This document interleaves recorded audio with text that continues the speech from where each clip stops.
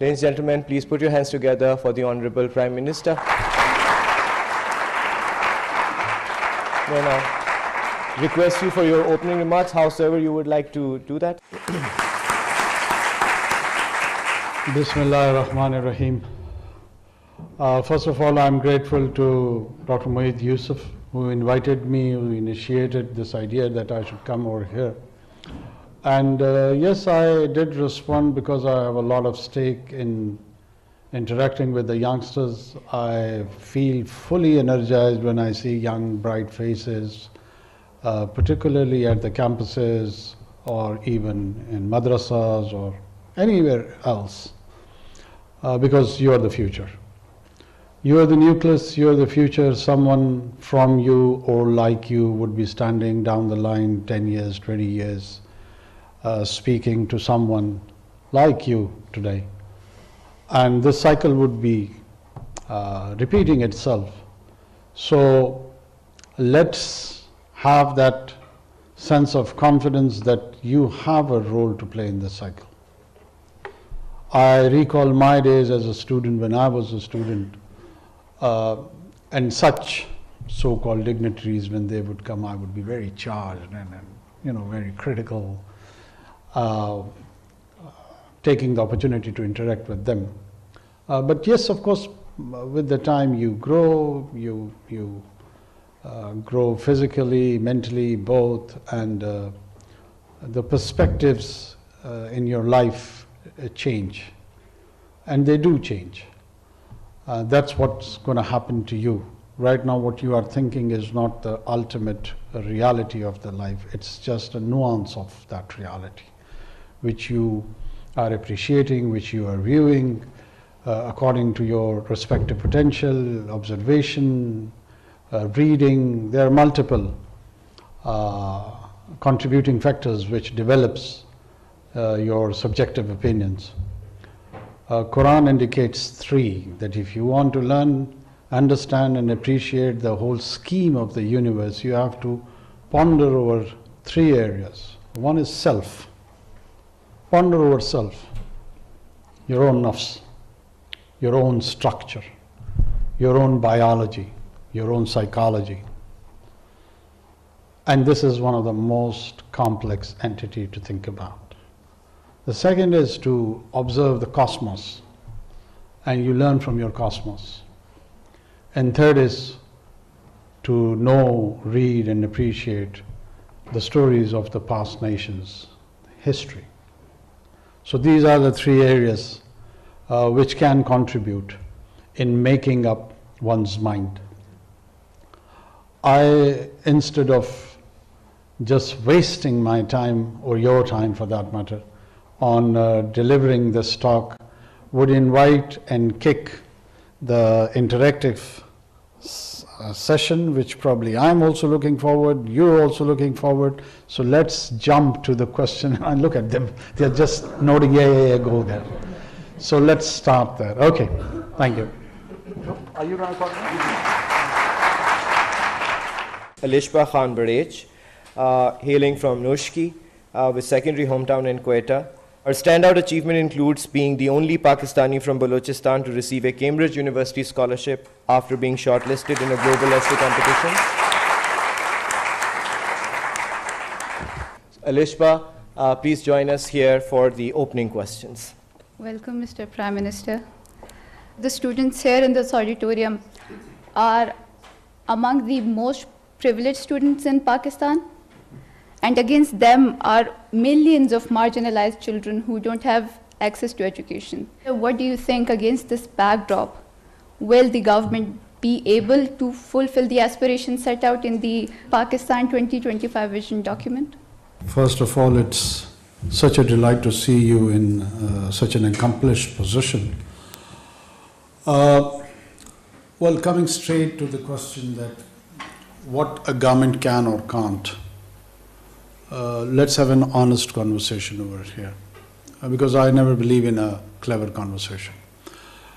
From where do government does the function of the service delivery? It collects its taxes and then it spends it. And the third source of the revenue is that if you don't have that, you're going to borrow it from the third multilateral entity or outside from someone to fill in that gap. So what is our cycle and what is happening with us? We have got a target of almost 21,000 billion rupees receivable tax or achievable, which we project that we should achieve that. And the receivables are around 7,000 billion rupees. So the gap is of almost 14,000 billion rupees. So you are living in a neighborhood where you have got a very tough situation with your security, terrorism, so forth, and few other things.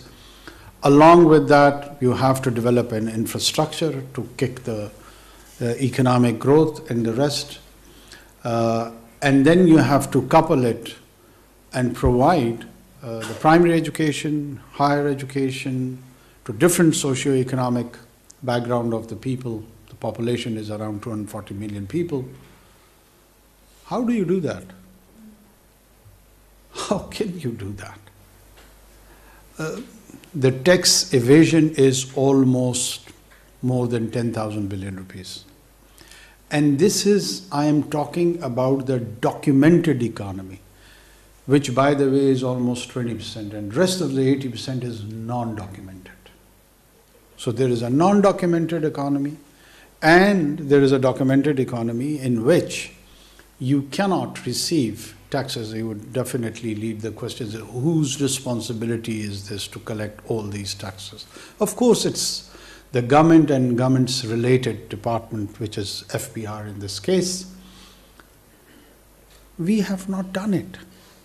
This is not in last 3 months that we have not been able to hit that target.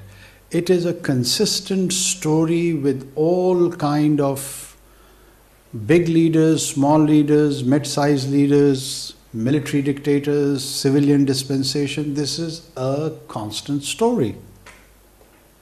And this is the challenge of governance. Instead of hysterical criticism of different things, if we start having these sort of rational conversations, we would exactly know where we are failing and why we are failing. Whether it is the health services or the educational services, if you want to ensure and spread it out as a nation, as a country, the first and foremost thing is that you develop your taxation system properly. All of us want to live in a Scandinavian ideal world, like the lifestyle in Norway and Denmark and the rest. Their contribution, tax contribution to their GDP is 91%.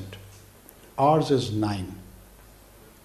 So I want to have a Denmark for contributing 9% as compared to 91%. It can remain in my wish list, but I can't have that. It's painful. It's painful. It's slow. Both. So what do you do? As a caretaker, I can proudly say that after many years, we are the one in last quarter, we have achieved our tax target. This is amazing. If we could do it in 3 months, why the rest of the governments can't do? It is for the people like yourself, they need to answer and raise these questions. We did it. It's documented, it's published yesterday that in last quarter, we were able to achieve the tax target in the FBR. So if it can be done in 3 months, it means that it is practical, it's possible, and if it is not happening, there is something very seriously wrong with our governance structure. This is my opinion on it. Two is both the people and the government. Yeah, of course, government is part of the people. I mean, if I am electing a government, so I'm contributing towards that either resolution or the problem. So I am part of the problem. And when you become in the government, and I have lended that support to you, so it means the two of us have brought it to the tango. Mr. Prime Minister, why do we always go into frenzy and last-minute coping mechanisms, shut down the schools and do this and that? Why can't we be like Beijing and control this issue? I mean, crop burning is one of the prescriptions. But then there is no law enforcement. You go on the motorway and people are doing it without any fear of repercussions or them being caught. So what do you have to say about that? I completely agree with you. I mean, the enforcement is one of the challenges, as you have identified yourself in your question. The poor enforcement is part of the problem of the governance in this country. There are laws, they exist, but if he goes and tries to implement and apprehend that man, you would start agitating that his rights are being violated. And there is a group of rights emerge in this country wherever the law enforcement goes for the enforcement. There are occasions on which the law enforcement also are compliant for multiple reasons. Financial mismanagement, few others, political influence, they are there. But on the other hand, society also has a tendency to stop enforcement. So we are living in this milieu. Poor development and capacity building of the law enforcement agencies, lack of ethos. I mean, if you go and observe your bureaucracy who has to implement, you will be surprised the kind of a value system probably they personally hold. That is appalling, that is shocking, that is disappointing to say the least. We have a structure of a bureaucracy which does not have a sense of identity. That what was the Ottoman Empire? The Janissaries were the most committed group which ensured the structure of the empire.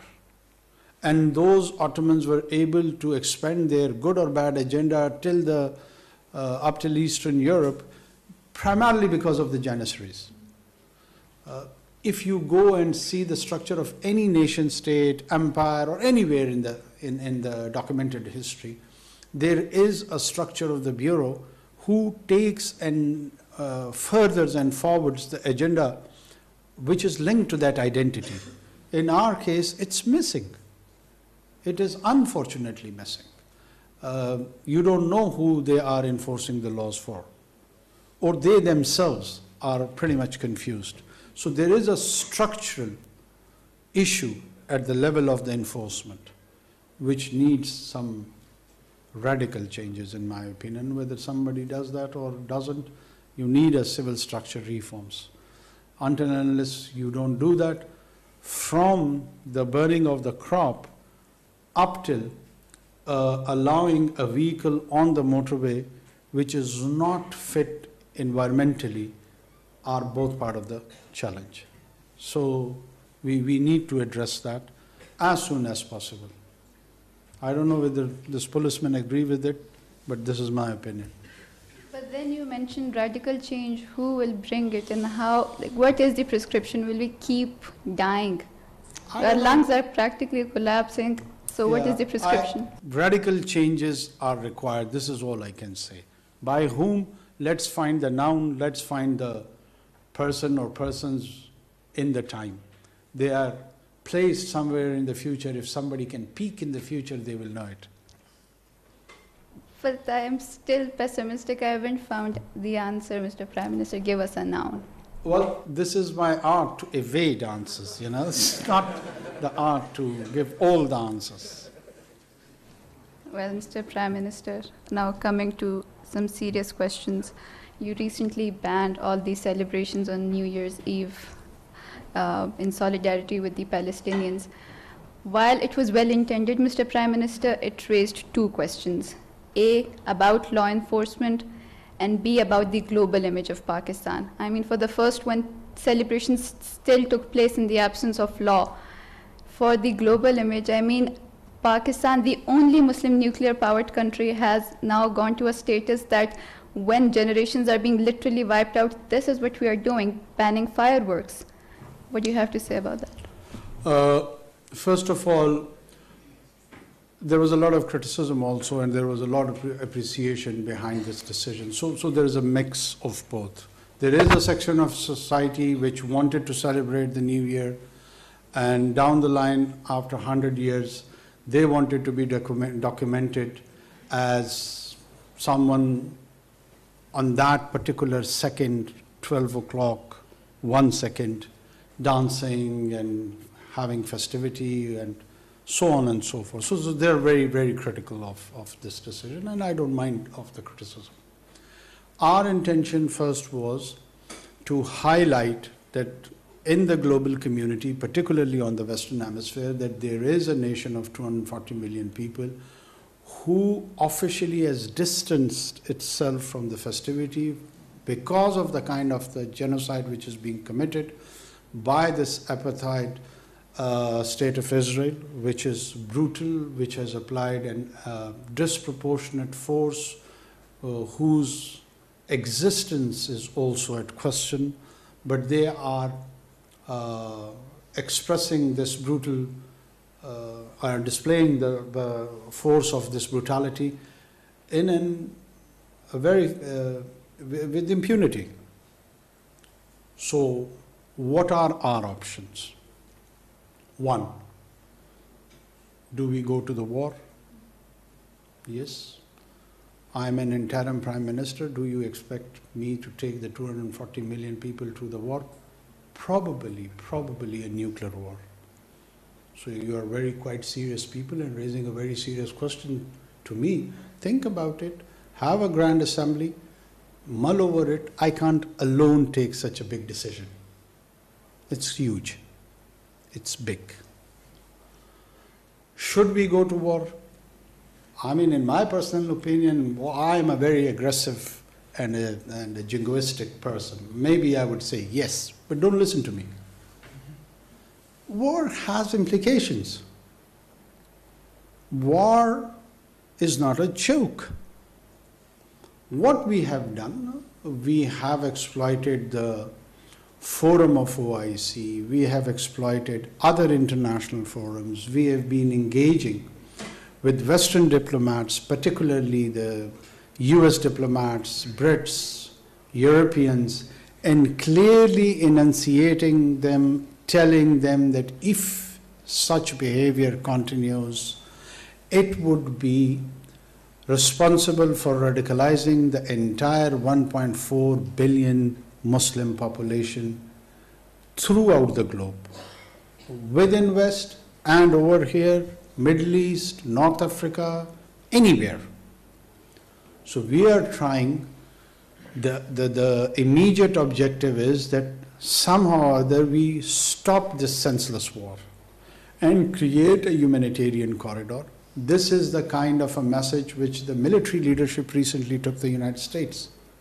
And we were quite clear in our opposition and our condemnation and our commitment towards Palestinians. Is it wise on this occasion to initiate a war? And who are you, me, and anyone else who feels so passionate about Palestine and its cause? We have not lost a finger in this war, this single finger. There 9,000 children have been killed. Let them decide. There is no need to be heroic over here in this peaceful, cozy environment. And just thinking that, oh, I'm so heroic, that because I stand with the oppressed one. It's very good. It's very good, but they are the one who are suffering, they are the one who are facing. Let's take this question first to them, that whether they are willing to take this war and in which direction. Over here they are calling conferences and seminars and speaking with all their rhetorics. I completely understand. I am more radical than all these so-called people who play on these rhetorics. But I try to control my populist tendency. These are very serious. Is there any idea to all of them that what is the situation of Zionism, what is the link to Judaic religion, how is Palestine already agreed to the historical, 22% of the Palestine to the historical existence of Palestine already. The whole world is talking on the pre-1967 border line with Al-Quds as its present. But here in Lahore or Islamabad, they are addressing the seminars that no, we don't want to accept this and we will never agree to it. Who are you? Have you identified yourself? Who are you? Are you Palestinians? Are you going to reside there? Are you going to counter the state of Israel? Their wrath, their planes, their bullets are my child. I have one by the one. Am I willing to risk his life for this? Or all these who are addressing these conferences? What are their credentials? Primarily it is their right. We should just support them whatever they say. We should be on their side no matter what. Instead of creating a front against the state of Israel, they have started a front against the current government. Wow, good luck. Great. I get baffled. That what, are you genuinely committed to that cause? Or you just want to abuse me? Go ahead, do it. Am I Netanyahu? And what are the practical suggestions? 1.4 billion Muslims are pondering and thinking about this challenge. I would be only remembered in history for allowing the aerial firing or not, or allowing someone to have a glass of alcohol or not. Let the history judge me. I don't care. I don't care at all. Yes, it was a gesture.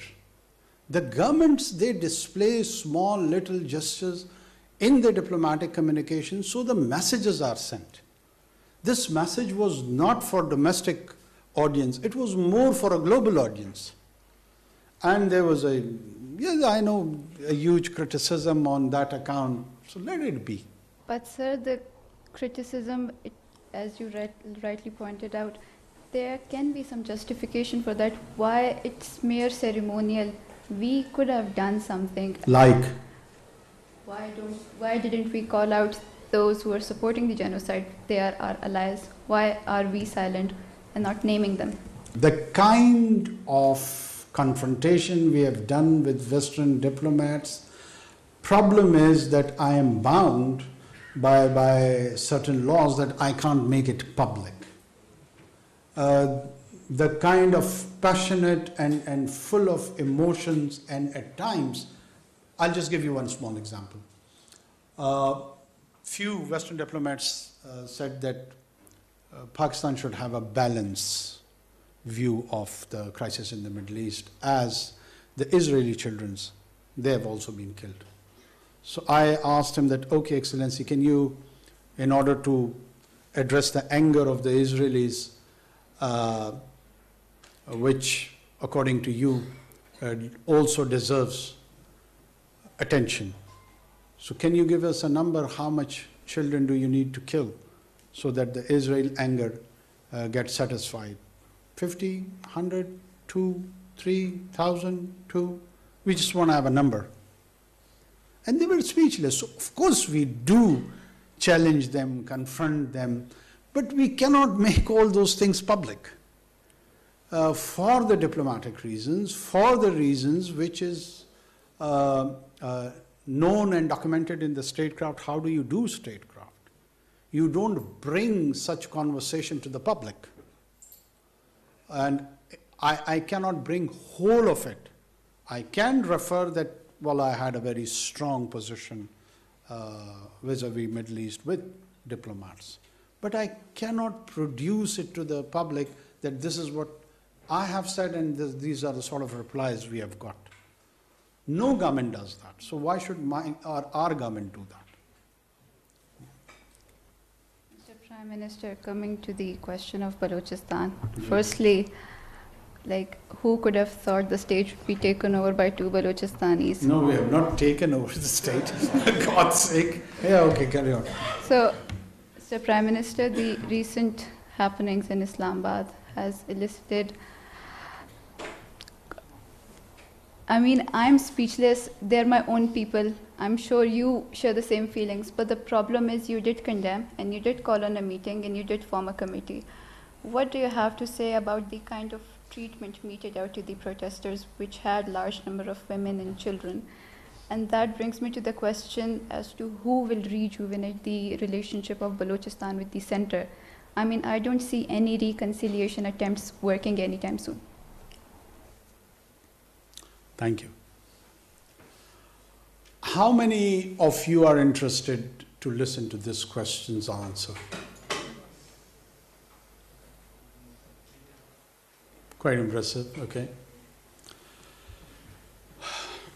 First of all, whenever there are protesters, the protests and the agitation has to be within the limits of law. Do we all agree on this? That you have got the right to protest, you have got, no, you don't agree? Okay, good. But when you agitate, every government has certain laws, even in democracies.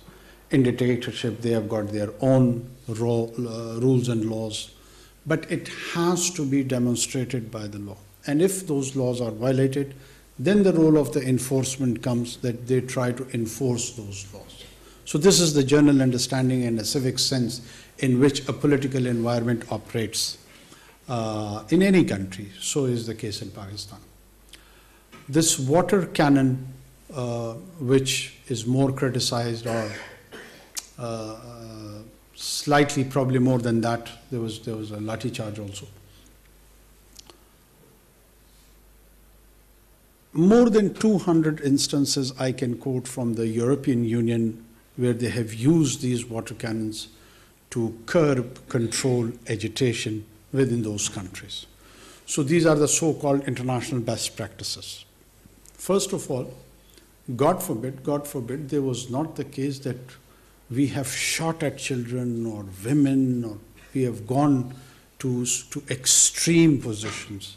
They were the basic tactics of law enforcement, water cannon and others. Because they were stone pelting, which was reported to me, so that stone pelting had to be stopped by someone. By whom? The role of the law enforcement was there to stop them. And after that, they made few arrests, which again is according to the law, their inherent and basic right. And when they were taken to the custody, to different police stations, they were released probably within 48 or 72 hours. Some 30 to 34, which were facing the identity parade, they were the prime suspects for the stone pelting.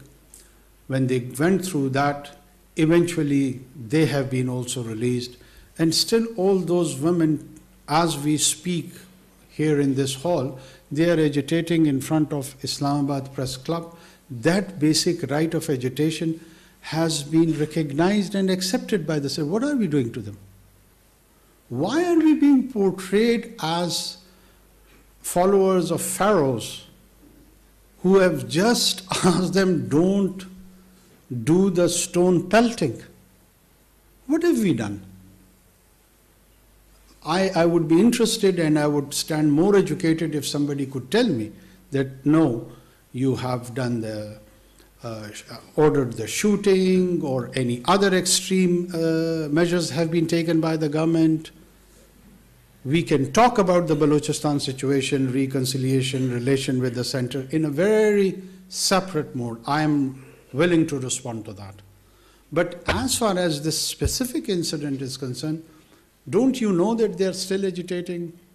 The famous lady who's leading that agitation procession, she's there along with her friends. The journalists in Islamabad, they go, they interview them, they record that interview. They are on the digital space, in electronic media. In every hour's news, there is an allotment of time for them. All of you are aware of it. So what have government done?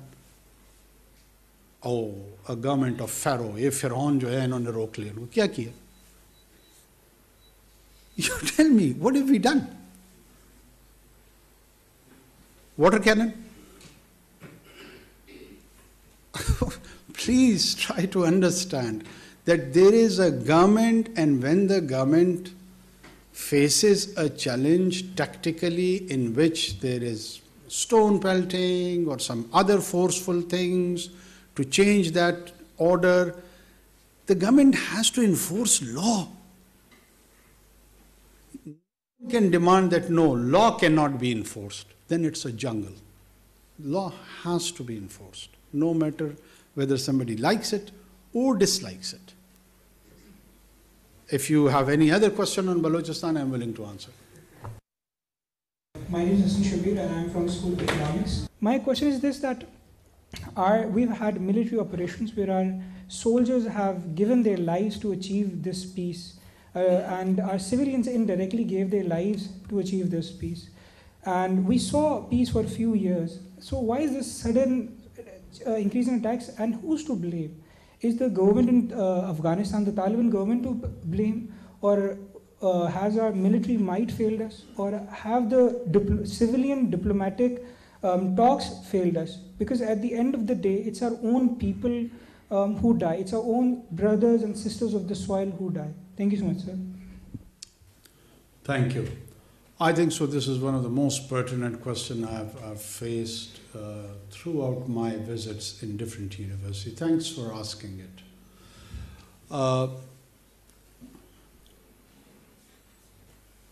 There is a discipline in which people in different universities now teach on insurgency and non-state actors. And I would suggest, please, do consult some of the academic work in this area. Usually these insurgencies, they follow certain principles. These non-state actors, they follow some certain principles. One principle is the principality of existence, survivability. This is one of the principles. That their entire strategy revolves around survivability, that how would we survive? Why? Because they always are numerically at a disadvantage. And the states which are fighting them are advantageous as far as the numbers are concerned. Second is the principle of lethality, that if they are more lethal, they will be more receiving attention, they will be more spectacular, and so on and so forth. So this classic TTP run phenomena is following both the principle of survivability and the principle of lethality. The insurgencies at times, they carry on for centuries. We don't understand and appreciate the nature of such wars. I come from a tribal background. There were two tribes. I'm sure there must be Pashtuns amongst you, Salman Khail and Nasser. There are two major Pashtun tribes. They fought for 135 years amongst themselves. So to us, it's not a surprise. We are quite familiar with such situations. When the Jang-e-Jamal was there, were they brothers or they were enemies to each other? And who were they? Who were they trained by? What sort of quality individuals they were? So I don't feel that they are my brothers. I don't. I feel anyone is my brother or sister who's peaceful. The one who reverts to violence loses the right of brotherhood. That is a point which needs to be noted, which needs to be discussed, which needs to be understood. For instance, God forbid, I'm giving a very bad example. amongst the siblings, one sibling eliminates, kills his brother or sister, how would he be treated by the parents? And even if he's forgiven, he kills another one, and then another one. So what do? You have to be clear on all such strategic angles. I am a staunch Deobandi Pashtun. So what should I do? Make Hakimullah Masood my hero? I have exercised my choice. I am with State of Pakistan. He is not my brother, he is my enemy. And you try to eliminate enemies. Anyone who is challenging in violent terms through organized crime, politically, ethnically, religiously, is the enemy of the state, is the enemy of that social order. You can have all kinds of disagreements, but no one can give you the license to kill. No one can give you the right to eliminate the other. So the responsibility of the state is, inshallah, we are ensuring that we have a plan. It is not a challenge that they will prevail on the state of Pakistan. Never. Inshallah. You can be a tahajjud guzar or a very liberal man. That is your choice. But no violence. Yes, Zainab Hamid. Assalamu alaikum, Prime Minister. First of all, a very warm welcome to you, and I think me, myself and everyone else here is honored to be interacting with you here today. I'm going to proceed with my question. سوال میں آپ سے اردو میں کروں گی اور سوال یہ ہے کہ ہم نے اکثر اوقات یہ دیکھا ہے کہ اگر ہم نے یوسف رضا گیلانی صاحب کو ہٹانا ہو یا نواز شریف صاحب کو ہٹانا ہو یا ایون کہ اگر آپ نے قاسم کے ابا کو گرفتار کروانا ہو تو ہماری عدالتیں رات کے 12 بجے بھی کھول دی جاتی ہیں. لیکن جب بھی کوئی زینب مرڈر کیس یا موٹر وے گینگ ریپ کیس یا اس طرح کا کوئی بھی کیس ہوتا ہے تو ہماری عدالتیں بند رہتی ہیں. نور مقدم کیس پہ ہم نے یہ دیکھا کہ ہماری عدالت کھولتی رہی. My question to you is, isn't justice denied, justice late, justice denied? That's my only question. Thank you for asking in Urdu. Urdu زبان مجھے بڑی پسند ہے. ایسا نہیں ہے کہ میں اردو کی ادائیگی میں مجھے کوئی مسئلہ ہے. بہت سارے لوگ یہ سمجھتے ہیں کہ میں اپنی انگریزی دانی چھاڑنا چاہتا ہوں. دیکھو آپ نے پوری بات جو کی ہے اپنے سوال میں اپنا جواب بھی میرے خیال میں دے چکی ہیں آپ. میرے لیے کہنے کو بہت کم چھوڑا ہے آپ نے, لیکن اس کے باوجود میں کچھ نہ کچھ ضرور کہوں گا اس پہ.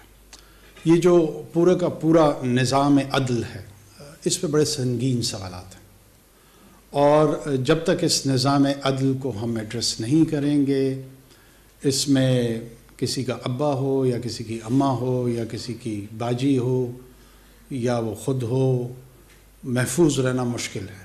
یہی آپ کو پروٹیکٹ کرتا ہے نا یہ نظام, اور وہ چند رہنما اصول ہوتے ہیں آپ کے. مسئلہ یہی ہے کہ قاسم کے ابا جب خود ہوتے ہیں نا تو ان کو حمید کی اماں بالکل نظر نہیں آ رہی ہوتی, وہ ناؤنس کے جھگڑے میں پھنس جاتے ہیں. جب تک میں ہوں آج تو مجھے سب کچھ درست نظر آ رہا ہے, جب کل آپ اس جگہ پہ ہوں گی تو وہ مجھے درست نظر نہیں آ رہا ہوگا. ایک تو اس رویے سے تبدیل کی ضرورت ہے, اور سیٹلڈ ہونا ہوگا اصولوں پہ, پرنسپلز پہ, کہ چاہے اس کا اطلاق مجھ پہ ہو یا آپ پہ ہو پھر وہ یکساں ہو. ہمارا بنیادی مسئلہ یہی ہے کہ اگر ریاست کے چند ادارے ان سے میں مستفید ہو رہا ہوں تو میں ان کو والد کا درجہ دینا شروع کر دیتا ہوں. دیا ہے نا. جب مستفید نہیں ہو رہا ہوتا ہوں تو پھر شاید سوتیلا باپ بنا لیتا ہوں. یہ وہ مسائل ہیں جو سبجیکٹو انداز میں ہم تمام کو اس پہ سوچنا چاہیے, بولنا چاہیے, غور کرنا چاہیے. اگر واقعتاً ان کو والد نہیں بنانا تو ونس اینڈ فار آل فیصلہ کر لو اور پھر خود والد بنو. والد جب گھرانے کی سربراہی کرتا ہے نا تو ذمہ داری لیتا ہے. وہ پھر بچوں کے نان نفقے کا تمام کی تمام ذمہ داری خود اٹھاتا ہے. وہ پھر ہمسائے میں حمید کے والد سے نہیں کہتا کہ یار ذرا میرے بچوں کا خیال رکھ دینا. اگر حمید کے والد کی طرف دیکھے رہو گے نا تو قاسم کے ابا کا مسئلہ ذرا خراب ہی رہے گا. یہ استعاری گفتگو ہے کیونکہ آپ نے استعارے میں کی ہے اس لیے میں جواب بھی اس میں دے رہا ہوں. کھل کے پوچھا ہو تو میں کھل کے بتاتا ہوں. Thank you so much, Your Excellency. My name is Umar Khan and I'm a 7th semester student from the School of Computer and Information Technology. So a lot of students like myself are about to graduate across Pakistan, and a lot of us would like to stay in the country and contribute to society and the economy as well. However, the best and brightest often choose to go abroad because they have better opportunities there. My question is, Your Excellency, what is being done to keep the talent in Pakistan and to develop it here, and what is the strategy that the government is taking to prevent the so-called brain drain that our country is experiencing? I think so in the best interest of Pakistan is that we should have both.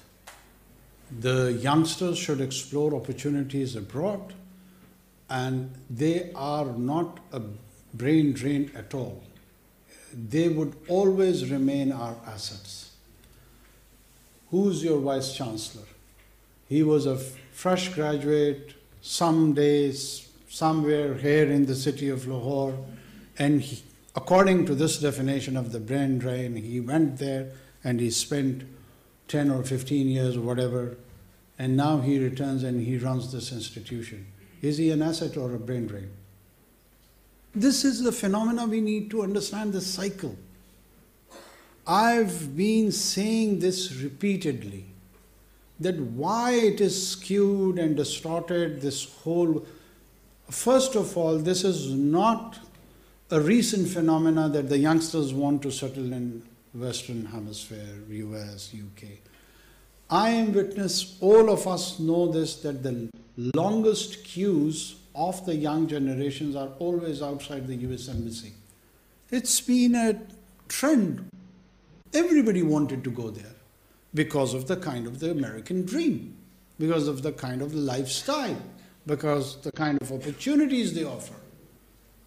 Indians want to do it, Sri Lankans want to do it, Pakistanis want to do it, Bengalis want to do it, Brits want to do it, Japanese wants to do it, Germans want to do it. There is a huge global American influence, particularly America.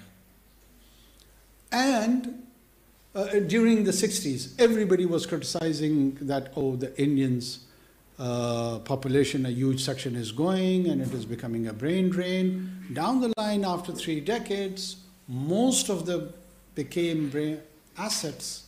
They returned to the Indian society, invested back what expertise they got from there, what capital they got from there, and it is triggering, accelerating the economic growth of India. So please don't take this as a negative tendency. It's not. We are able to export our services. This is our accomplishment. Why are we so depressed about it? I hardly see a reason. If he or she, anyone goes anywhere on the planet, they remain at least for 3 generations attached to this society and state. There is a classic case study of your diaspora in UK. 3 generation people are living still in Mirpur. They don't divorce from this structure all the way. Yes, we need to produce better human resource. We should focus on the quality human resource. That should be our concern. Best nurses, best doctors, best IT experts. We are compromising on that. We are not producing good quality individuals, and we are all worried about, oh, all of them have gone to the Western Hemisphere. That is the wrong concern. The right concern, in my opinion, be that you should focus the kind of skills they are imparting in such places like this. And that is a huge challenge. I am sharing it with you. Please introduce yourself. Assalamu alaikum, Prime Minister. I'm Hafsa Khalid and I'm from the Institute of Psychology. And consequently, my question pertains to the mental health situation in Pakistan. So the mental health situation in Pakistan, there are regulatory bodies, there's Pakistan Psychological Association, there's also a task force. My question is, why don't they do anything? I've seen, and all of us have seen, a lot of unethical practices being carried out within the field. So why don't they actually do something to regulate mental health practitioners, as it is done with other fields, such as if you're a doctor, you are constantly being monitored. Why does that not happen with mental health practitioners? Thank you. One of the challenges when I interact with the people, that they probably presume me in a role of a settled prime minister, a permanent prime minister who's got a backing of the parliament, where he can go back and do the legislation as a wrap of the executive, which in my case, it's not. On the other hand, there are people who just want to see that my face vanishes as soon as possible, even before the 8th of February. So this is the kind of a balance I have to keep. I absolutely agree that we need regulations. We need regulations for the mental health practices and few other areas also. We lack good regulations, good rules and regulations even for medical education, be it for nursing council, nursing schools, medical schools. I have appointed a special assistant who can focus on medical education. And I would try to include this mental health also, because it's larger, the same family, you know. But we do have these limitations. I, as a caretaker government, cannot go for the legislation. The maximum which we can do and which we are trying to do is develop the drafts, put them in the law department, and once the parliament is there, the draft could be sent to them, the homework would be done, they may take advantage of that. That's all the maximum we can do. Thanks. Next question. Sir मेरे दो सवाल हैं आपसे. पहला ये है कि आप डिफरेंट यूनिवर्सिटी से आपको डिफरेंट स्टूडेंट्स ने बड़े मुश्किल सवाल पूछे हैं और आपने उनका बड़ा ज़बरदस्त जवाब दिया है. ये मोटिवेशन आपको कहाँ से आई? और मैंने सुना है कि आप किताबें बहुत ज़्यादा पढ़ते हैं. ये शौक़ आपको कब और कैसे पैदा हुआ? अच्छा, एक तो मैं पहली मरतबा 2015-16 में डॉक्टर आदिल नजम साहब हैं, हार्वर्ड में पढ़ाते हैं. उन्होंने मुझे हार्वर्ड फोरम ऑफ पाकिस्तान पे बुलाया था. उस वक्त मैं तर्जुमान था सूबाई हुकूमत का, और I was privileged to address Harvard forum of Pakistan. There was a huge audience like this one. वहाँ से मुझे ये लत पड़ी. तो अगर आपने किसी बंदे को तलाश करना है कि उसकी वजह कौन था, उनका नाम है डॉक्टर आदिल नजम. वो तसलसल चलता रहा. फिर वॉइस ऑफ बलूचिस्तान में we had opportunity to interact with different universities, students. लोगों को शायद मेरी पॉलिटिकल जर्नी का ये हिस्सा उनके इल्म में नहीं है. हम सेमिनार्स कंडक्ट करते थे in Karachi university, Balochistan university, Khuzdar university, Turbat, wide range.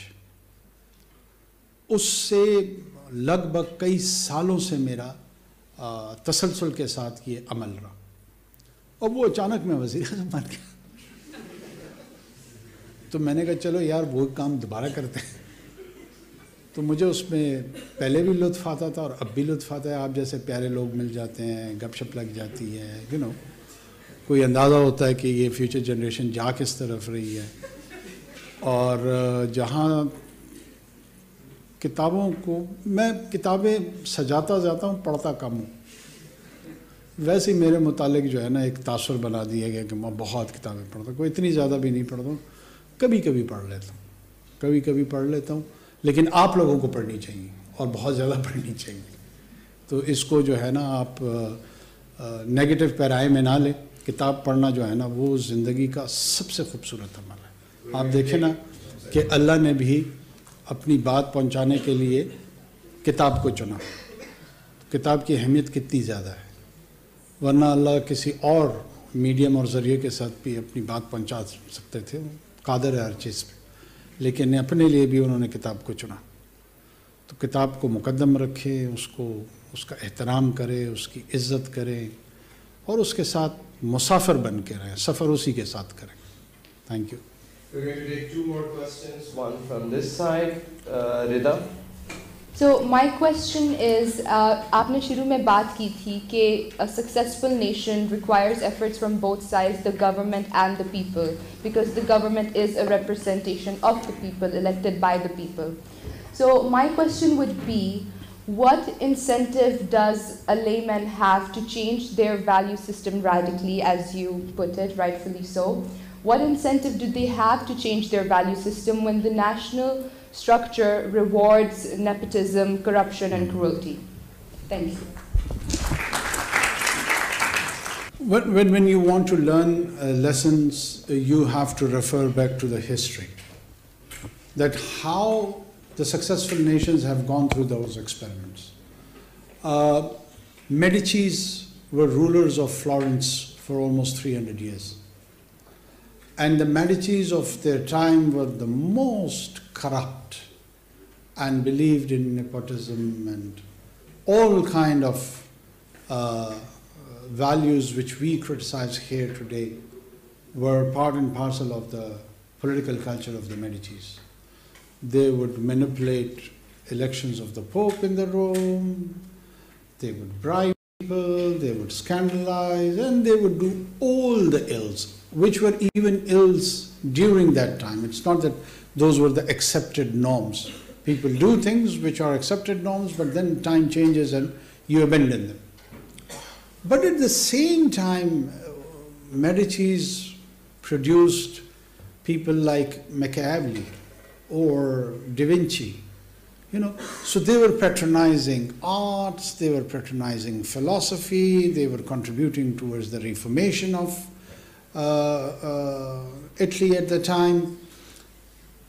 Unfortunately, in our case, elite has abandoned. They are doing the half of the Medici practices, but the other half they don't have even sense for it.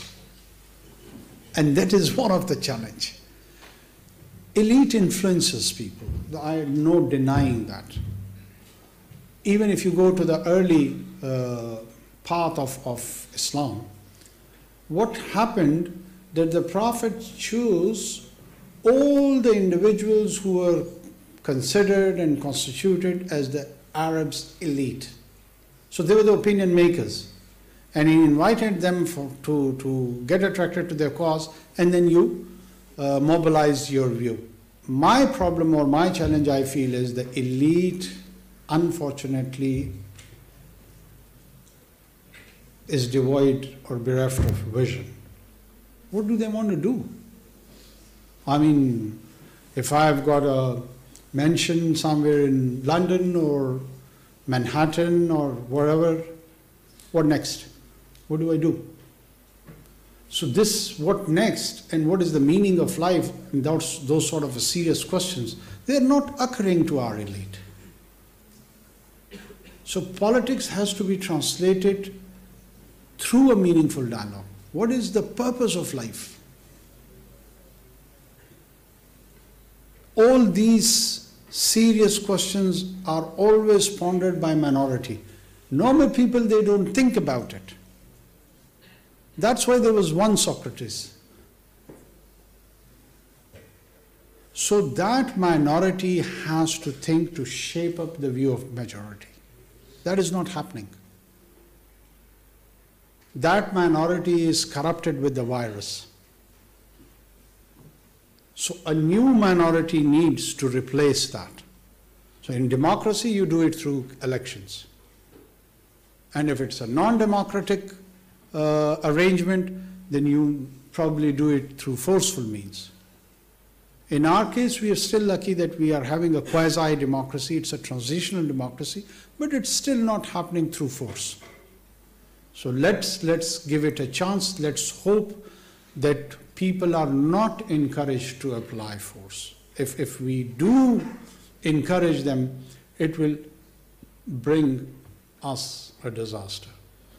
Right, on the left. Yes, please, the gentleman in the second row. Yeah. My name is Rahman Kabir Khar, and I am a student of liberal arts and social sciences. So my question is that how are you planning on creating a fair playing ground for the upcoming elections? As I belong to a political family myself, and I have witnessed this firsthand, that our nomination papers are being cancelled without any reason. So what is your take on it and making a fair election? Thank you.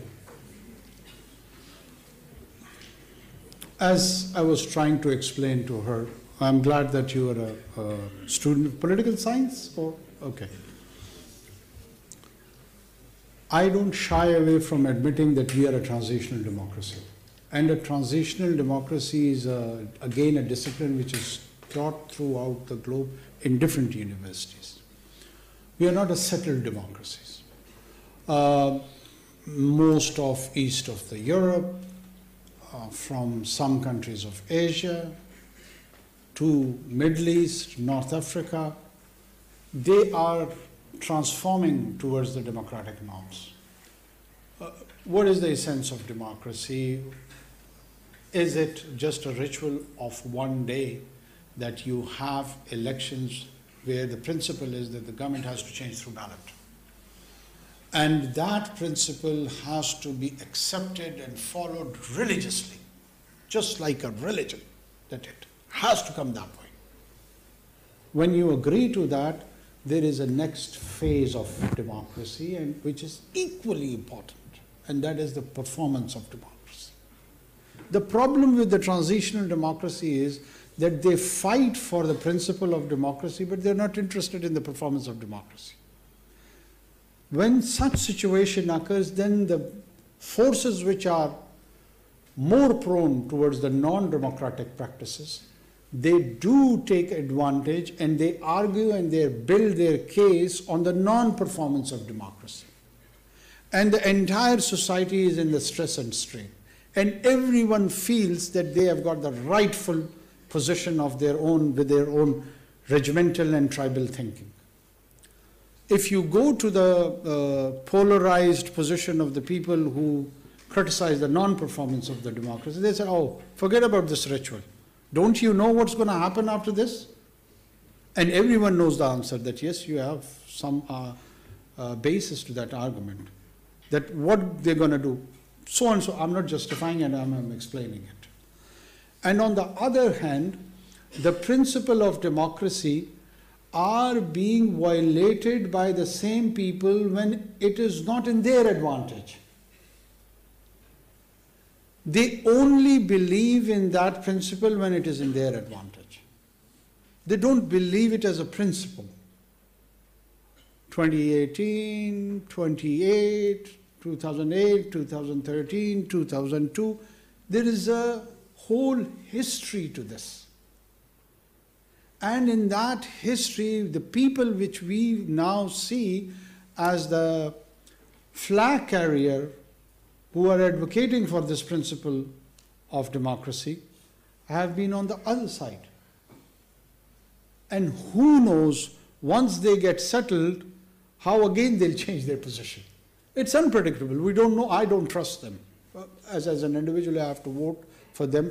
I wouldn't know that if they get settled with the forces on which they are on the confrontational path, so what would they do next? So once if they are settled, some same old practices, same old business, and same kind of an old hybrid regime to run this country, that basic question of civil-military relationship, which people shy away probably to ask me, that its challenges have not been explored, have not been answered, so the problem remains the same. What would we do then? There is an imbalance here. I am saying it. There is an imbalance, and that imbalance primarily is because the civilian institutions don't perform. So what do you do?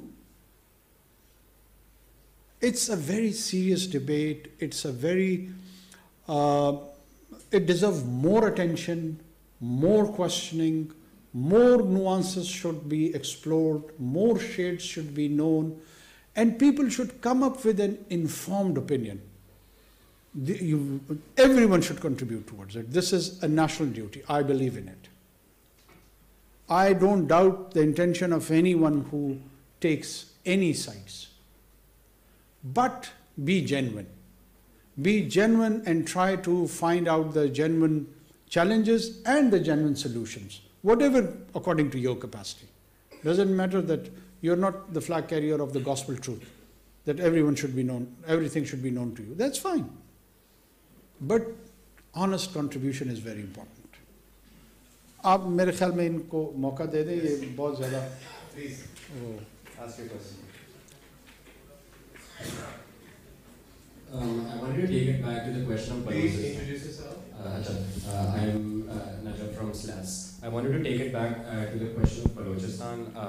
آپ نے جب اسرائیل کی بات کی تو آپ بتانے لگے لائک جنرلی جو نیریٹو رہا ہے اسرائیل کے بارے میں, تو اسرائیل لیٹس سے ڈیسٹیبلائزز فلسطین for like decades upon decades. At that point فلسطین سے ایک حملہ آتا ہے, فلسطینی اسرائیلی کہتے ہیں کہ یہ انہوں نے کیا کر دیا, اب تو ہمیں ان کا پورا ملک تباہ کرنا پڑے گا. In much the same way Pakistan for decades upon decades takes part in like the disappearances that have happened in Balochistan. At that point, the Balochi people, they throw some rocks and Pakistan says ke oh hame arrest karna pad gaya. Right? So it's much the same situation showing up on both ends. How is in this particular situation Pakistan using its monopoly of violence in a way that's better than like Israel? Okay. Thank you for asking. اچھا ہوگا میں نے اس کو وہ دلا دیا. Are you from? And you belong to Lahore or? I'm from Karachi originally.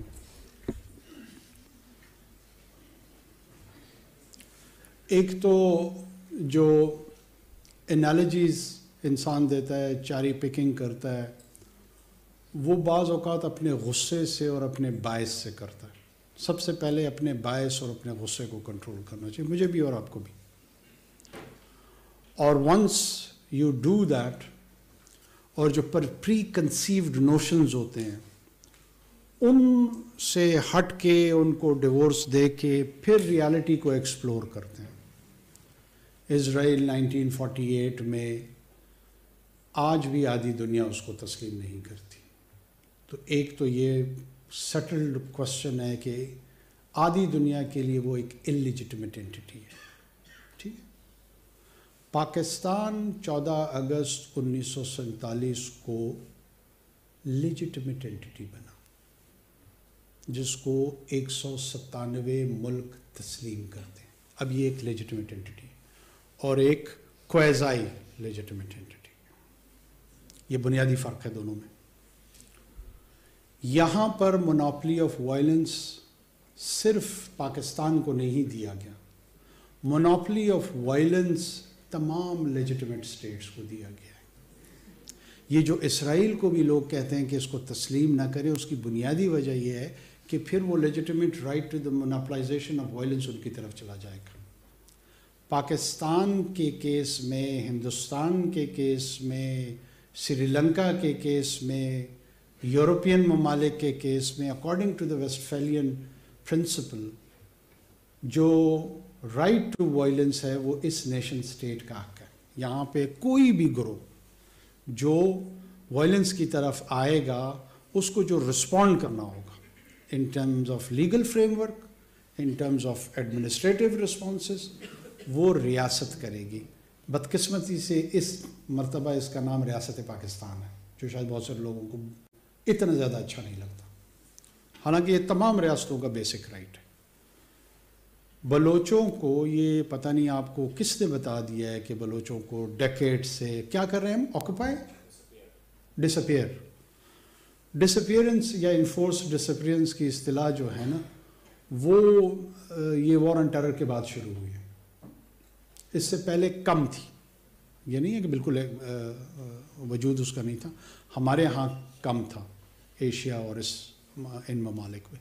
یہ mostly جو ساؤتھ امریکن کنٹریز تھی, گویٹمالا, ارجنٹینا، جہاں پہ کمیونسٹ ریجیمز کو سپورٹ کیا کے اگینسٹ کوز کو سپورٹ کیا جاتا تھا، سمری ایگزیکیوشنز کر دیتے تھے، لوگوں کو ڈس اپیئر کر دیتے تھے، تو اس کے لیے یو این نے ایک انفورس ڈس اپیئرنس کمیٹی بنا دی. اس یو این کی انفورس ڈس اپیئرنس کمیٹی کا اپنی ایک میتھڈالوجی ہے. There is a method to the madness. مثال کے طور پہ میں کہہ دیتا ہوں کہ جناب بلوچستان میں 8,000 آدمی غائب ہیں. اب 8,000 آدمی غائب ہیں تو یونائٹڈ نیشن والے یہ سوال پوچھتے ہیں کہ جناب پہلے آپ نے ان کا وجود ثابت کرنا ہے. یہ یو این کہہ رہے ہیں، ریاست پاکستان نہیں کہہ رہی ہے، تاکہ پھر ان کا عدم وجود ثابت ہو سکے. آپ کا پورا نام کیا ہے؟ نجف. کہ نجف صاحب کے والدین کا نام دے دیں، سبلنگز دے دیں، ایکسٹینڈڈ فیملی دے دیں، تو پتہ لگے گا کہ یہ نجف عباس ہے، تاکہ کوئی اور نجف عباس بھی اگر ساتھ میں آ جائے تو پتہ لگ سکے کہ ان کے بیچ میں کوئی تفریق ہے یا نہیں. یہ ایک طریقہ کار ہے. اس طریقہ کار کے تحت جب 2009 میں یہ یو این کی انفورس ڈس اپیئرنس کی کمیٹی یہاں آئی تو انہوں نے کہا یہ لگ بھگ، ایگزیکٹ نمبر نہیں دیا مجھے، بڑا لوگ کہتے ہیں جھوٹا ہے، جھوٹ بولتا ہے، ابھی گوگل کر کے دیکھ لو، انہوں نے لگ بھگ کہا کہ 50 کے قریب ہے. ٹھیک ہے. اب 50 سے پرابلم یہ آتی ہے کہ یو این چونکہ وہ پیٹرن نہیں اسٹیبلش ہو پا رہا تو وہ انٹرسٹ نہیں لیتا، ان کا ریڈار نہیں آتا. ان کے جو ہینڈلر ہیں وہ ان کو سمجھاتے ہیں کہ بیٹا آپ نے کہنا ہے 8,000 لگے رہو، تاکہ یہ پورا کا پورا سپریڈ آؤٹ ہو جائے اور انٹرنیشنل ریڈارز میں وہ رجسٹر ہو جائے. باقی کس نے دیکھا ہے، ہونا ہے نہیں ہونا ہے، آپ نے بھی تو اتنا دیکھے پیشنیٹ ہو کر اس کے لیے سوچ رہے ہیں، لیکن پتہ نہیں کرا ہے کہ یو این کی ڈس اپیئرنس کمیٹی اس کے متعلق کیا کہتی ہے. پڑھے لکھے آدمی ہو، انفارمڈ ہو، اس ایشو کے ساتھ انٹرسٹ بھی ہے، لیکن نہیں پتہ کیا. وقت نہیں ہوگا اور مصروفیات ہوں گی، لیکن ذرا پور اسسمنٹ کی وجہ سے. بلوچستان میں جو سال ہا سال سے ہو رہا ہے نا، نجف عباس صاحب، اگر آپ وہاں پر صرف اور صرف کراچی سے کوئٹہ تک سفر کریں تو بہت ساری یہ پروبیبلٹی ہے کہ وہاں پہ جو نان اسٹیٹ ایکٹرز ہیں، B L A, B L F, B R A, خاکم بدہن آپ کو بھی نشانہ بنا سکتے ہیں. آپ کوالیفائڈ ہیں، ایک تو نام آپ کا نجف عباس ہے، سارے سمجھ رہے ہیں. دوسرا آپ اردو زبان بولتے ہیں، ٹھیک ہے، رنگ گہرا ہے. یہ ساری کوالیفیکیشنز فار ایلیمنیشن ہیں. اب ریاست کی جو ذمہ داری ہے، آپ جیسا کوئی ایک گریجویٹ جاتا ہے اور وہاں مستنگ ٹاؤن میں کہتا ہے کہ جی میں نے پڑھانا ہے کسی کو. کیا پڑھانا ہے؟ پاکستان اسٹڈیز، انگریزی، اسلامیات، وٹ ایور. اور ان دا پروسیس یہ 2 افراد بی ایل اے سے، بی ایل ایف سے جڑے ہوئے ہیں، یہ آپ کو مار دیتے ہیں. یہ میں خیالی تصور پیش کروں، اور اس بنیاد پہ مار دیتے ہیں کہ یہ ریاست پاکستان کو پسند نہیں کرتے ہیں، تسلیم نہیں کرتے ہیں، یہ چاہتے ہیں کہ ان کی اپنی ریاست موجود ہو. ریاست کی ذمہ داری ان کے حقوق کے حوالے سے زیادہ ہے یا آپ کے حقوق کے حوالے سے؟ ویسے ہی ہاں یا نہ میں جواب دے دوں، تھوڑا سا ہلکا پھلکا کمنٹ بھی کر دو، خیر ہے. You are unarmed, they are armed, you have just walked in to teach somewhere. For multiple reasons they hate you and they just kill you. And I am the state. So what is my moral responsibility that I should be interested more in your rights or their rights? I think your moral responsibility is to look at it with more nuance,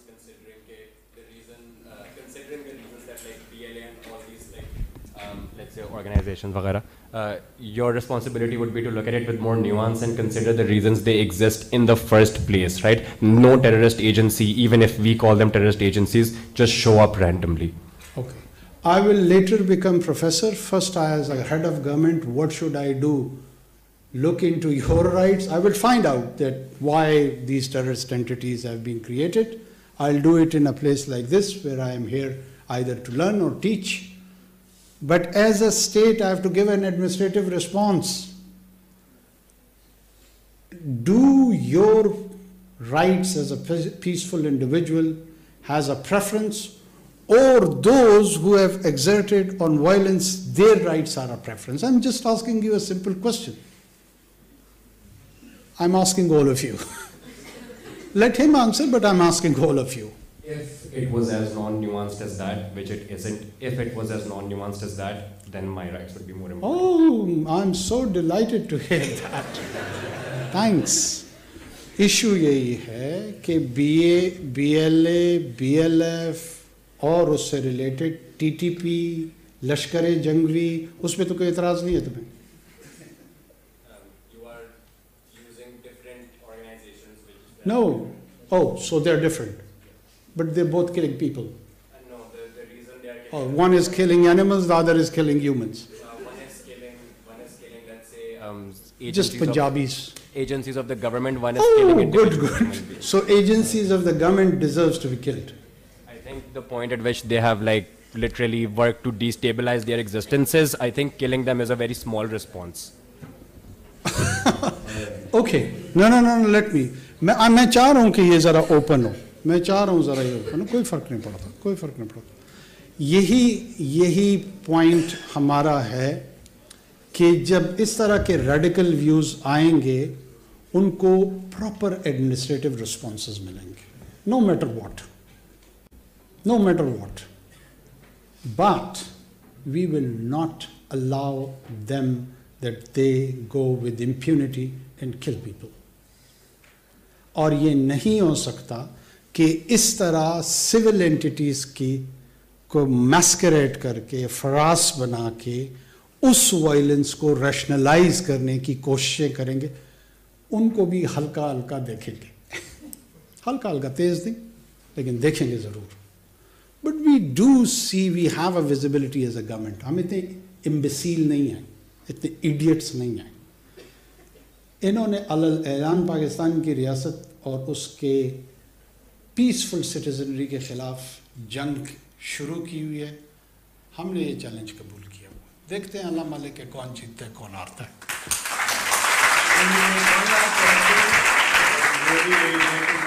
Prime Minister, for being so generous with your time. Just one last question from somebody in the back. Yes, gentlemen. Yes, please. खैर मुस्कुरा लो, क्यों, क्या हो गया यार? Good. Hi, Mr. Kakar. I'm right here. Oh, okay. I come from the filmmaking department, TFT.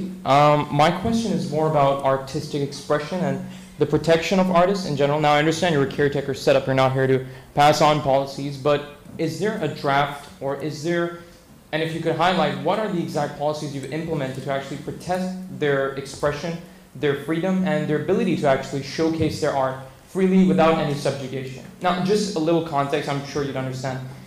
There's a phenomenal movie that came out this year, Zindagi Tamasha, directed by Sarmad Kusib, written by Nirmal Ban. It's a phenomenal film. Everyone has their own takes on it. If you've not had the chance to see it, I definitely recommend it.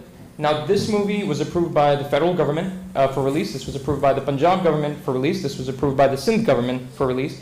But without any explicable or official statement, it was removed. It wasn't allowed to release. This is a man who's put a lot of love and attention to his craft, and it wasn't allowed to be released in the cinemas. So that's my exact question, because I want to make art in my country. I want to have impact in my society.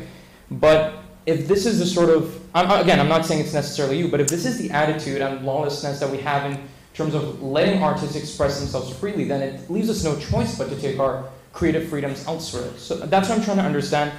Do you have any policies right now passed on, ready for the next government, so when they come, we end this vicious cycle and we allow artists to fully express themselves?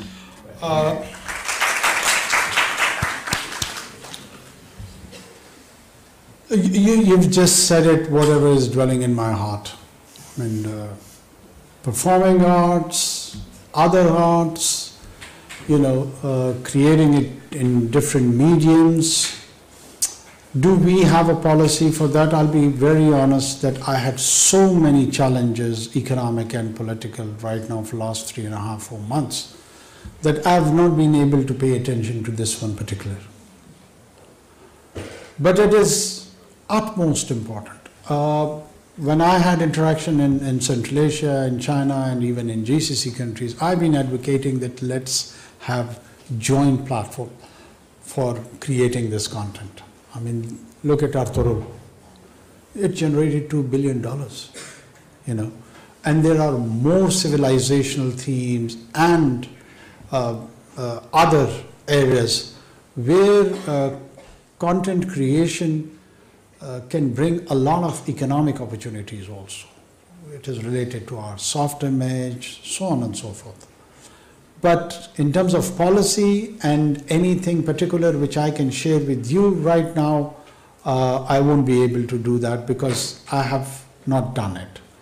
If there are some suggestions or if you can design some proposals, I'm willing to make it part of a draft prior to leaving this assignment, and we would be able to influence policymakers in future. But this is a very important area. I agree with you.